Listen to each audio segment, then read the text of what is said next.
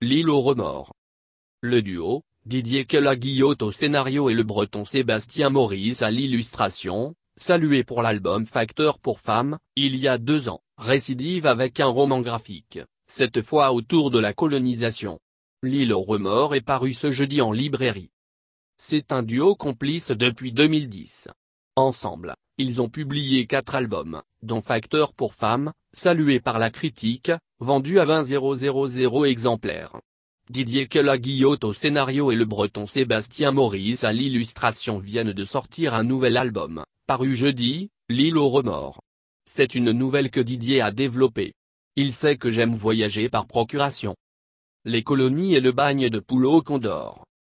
Car si Facteur pour femmes se passait pendant la Première Guerre mondiale, sur une île bretonne très inspirée de Wa, la région natale de Sébastien Maurice, l'île aux remords nous emmène dans les Cévennes, mais aussi en Indochine, en Guyane, encore une fois pour évoquer certains événements de l'histoire méconnus.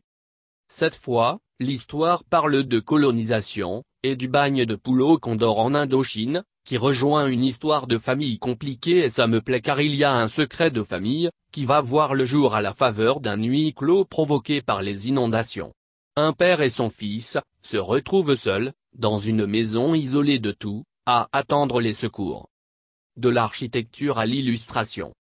Sébastien Maurice, a fait 1 an au Beaux-Arts de Lori, des études d'architecture à Rennes, puis est devenu dessinateur de bande dessinée après une carrière comme infographiste. Il travaille en numérique, sait dessiner les éléments qui se déchaînent, créer des ambiances, des couleurs, pour nous faire voyager, des personnages au caractère trempé. La trilogie de Pagnol.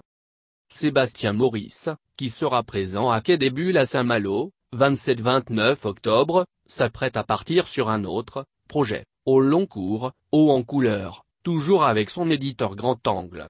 Il va intégrer la collection Pagnol, pour illustrer la trilogie, Marius, Fanny, César.